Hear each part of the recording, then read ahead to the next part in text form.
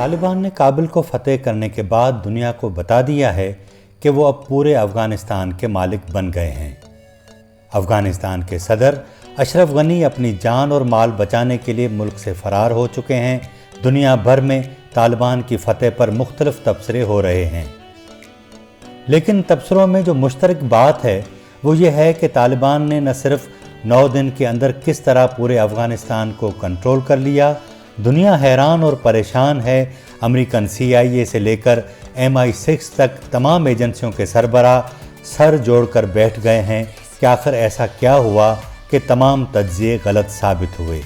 امریکہ ایک طرف افغانستان کی حکومت پر الزام لگا رہا ہے کہ وہ بہت ہی بزدل ثابت ہوئی، جبکہ طالبان کے ساتھ امن معاہدے کے وقت امریکہ نے غنی حکومت کو اس قابل بھی نہیں سمجھا کہ وہ اس اہم فیصلے پر اس کو اعتماد میں لے۔ جبکہ اس حقیقت کو کون جھٹلا سکتا ہے کہ جب امریکہ ہی طالبان کے ساتھ مذاکرات کے لیے تیار ہو گیا تو پھر اس کی تربیت دی ہوئی فوج کس طرح طالبان سے لڑتی۔ یہی سبب تھا کہ 3.5 لاکھ فوج 80,000 جنگجو طالبان کے سامنے ڈھیر ہو گئی۔ جبکہ اس منظرنامے میں یہ بات بھی یاد رکھنی چاہیے کہ خطے کی دیگر قوتیں بھی امریکہ کی بغل بچہ حکومت کو ختم کرنے میں دلچسپی رکھتی تھیں۔ ناظرین، ہم آج اپنے اس پروگرام میں طالبان کے حامی یا مخالف بننے کے بجائے جو زمینی حقائق ہیں پہلے ان کا جائزہ لیں گے اور کچھ موضوعات پر بحث کریں گے جن کا براہ راست تعلق خطے کی بدلتی صورتحال کے ساتھ جڑا ہوا ہے۔ ان موضوعات میں افغانستان کی فتح کے بعد خطے میں جو نئے بلاک کا تصور تھا، کیا اس پر تیزی سے پیش رفت ہوگی؟ طالبان کی سفارتکاری اور کابل پر قبضے کے بعد طالبان غیر متوقع طور پر جس انداز میں سامنے آئے ہیں اس پر بھی بات کریں گے۔ اس تمام تر صورتحال کا پاکستان کو کتنا فائدہ اور بھارت کو کتنا نقصان ہوا ہے، ان معاملات کو زیر غور لائیں گے۔ آنے والے دنوں میں کیا صورتحال بننے جا رہی ہے اس کا بھی تجزیہ پیش کریں گے۔ امریکی حکومت اور فوج کی اس جنگ میں شکست ہوئی ہے یا ان کے مفادات کچھ اور تھے؟ ساتھ ساتھ ہم اس پر بھی بات کریں گے کہ طالبان 20 سال تک ایک سپر پاور اور اس کے اتحادیوں کے ساتھ لڑتے رہے تو انہیں بھی اربوں ڈالرز کی ضرورت تھی، یہ رقم کہاں سے آئی؟ ایک بات تو طے ہے کہ طالبان نے کابل فتح کرنے کے ساتھ اپنے طرز عمل سے بھی دنیا کو حیران کر دیا ہے۔ تو دوسری جانب پورے افغانستان میں کیا ہو رہا ہے اس بارے میں کوئی خبر سامنے نہیں آ رہی۔ عالمی نشریاتی اداروں کے جو رپورٹرز کابل یا افغانستان کے دیگر علاقوں میں موجود ہیں وہ فی الحال ایسی کوئی خبر نہیں دے رہے جس سے طالبان ناراض ہوں، کیونکہ دنیا بھر کی طرح ان کے بھی ذہن میں ابھی تک 90 کی دہائی کے طالبان ہیں جو دلیل کے بجائے اپنے موقف پر یقین رکھتے ہیں اور خود کو درست سمجھتے ہیں۔ جس انداز سے طالبان نے دوحہ مذاکرات میں امریکہ کے ساتھ امن معاہدہ کیا اور اس کے بعد جس انداز سے سفارتکاری کی ہے، اس کے نتائج کافی حیران کن ہیں۔ 20 سال کی جنگ کے دوران جس حکمت عملی سے طالبان امریکہ کی جانب سے قائم کی گئی افغان حکومت سے جنگ لڑتے رہے اور اس دوران انہوں نے نہ صرف اپنا وجود بچایا بلکہ امریکہ کو اس حد تک لے آئے کہ اسے ان سے مذاکرات کر کے افغانستان چھوڑنا پڑا۔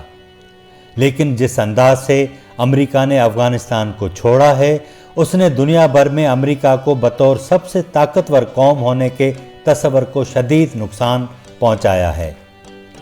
اس کے اپنے اتحادی اس پر سوال اٹھا رہے ہیں، جبکہ جو بائیڈن بھی ٹرمپ سے کم ثابت نہیں ہوئے۔ ٹرمپ نے جس طرح امریکہ کے عالمی کردار کو کم کرنے میں کردار ادا کیا، بائیڈن نے اس کا تسلسل برقرار رکھا ہے۔ 9/11 کے بعد 20 سال پہلے اسامہ بن لادن کے معاملے پر جب افغانستان پر امریکہ نے حملہ کیا اور کچھ عرصے میں ہی طالبان حکومت ختم کر کے اپنے لوگوں کی حکومت قائم کی تو کسے اندازہ تھا کہ 20 سال بعد طالبان پہلے سے زیادہ طاقتور بن کر افغانستان میں آئیں گے۔ امریکہ کی تربیت یافتہ افغان فوج جس بزدلی سے فرار ہوئی اس نے دنیا بھر میں نہ صرف امریکہ کو بلکہ افغان قوم کو بھی خوار خراب کیا ہے۔ لیکن اس پہلو کو نظر انداز نہیں کیا جا سکتا کہ افغانستان کی حکومت اور فوج کو اکیلا کر کے امریکہ طالبان کے ساتھ کھڑا ہو گیا۔ تو پھر ان لوگوں نے بھنگ تو نہیں پی ہوئی تھی کہ وہ ان طالبان سے دشمنی لیتے پھریں جن کے ساتھ نہ صرف امریکہ بلکہ خطے کی دیگر قوتیں بھی ساتھ ہیں؟ لیکن یہ سوال اب بھی اپنی جگہ موجود ہے کہ طالبان کے ساتھ کون کون سی طاقتیں تھیں جنہوں نے ان کی فتح میں اہم کردار ادا کیا، اور اس وقت کون بینیفیشری اور کون نقصان میں ہے وہ بھی کھل کر سامنے آ چکا ہے۔ طالبان کے پاس جو جدید اسلحہ ہمیں نظر آتا ہے اس کے بارے میں بہت سے لوگ سوچنے کے لیے تیار نہیں ہوتے کہ اتنا بھاری اور انتہائی مہنگا اسلحہ کہاں سے آتا ہے۔ یہ بہت سے وہ لوگ ہیں جو طالبان کی محبت کے اسیر ہیں۔ پاکستان میں موجود بہت سارے زید حامدوں، اوریاؤں اور ہارون رشیدوں اور ان جیسے دیگروں کی خواہش ہے کہ طالبان پاکستان میں بھی آ جائیں، لیکن ان کی یہ خواہش اپنی جگہ۔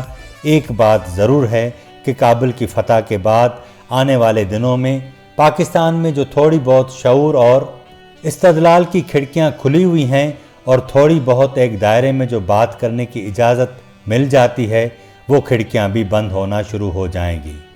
پاکستان میں بہت سارے اداروں کی شروع سے یہ خواہش رہی ہے کہ اس ملک میں ایسا نظام ہو جہاں اداروں اور قانون کی بجائے شخصیات حاوی ہوں۔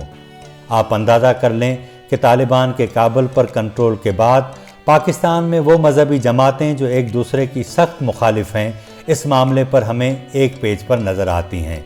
مرکزی دائرے کی صرف ایک ہی جماعت پیپلز پارٹی ہے جس نے اس فتح اور عالمی انسانی حقوق کے حوالے سے محتاط ہی صحیح لیکن اپنے خدشات کا اظہار ضرور کیا ہے، لیکن باقی ساری جماعتیں خاموش ہیں کیونکہ پاکستان کی اسٹیبلشمنٹ اور حکومت طالبان کے کنٹرول پر مطمئن نظر آتی ہیں۔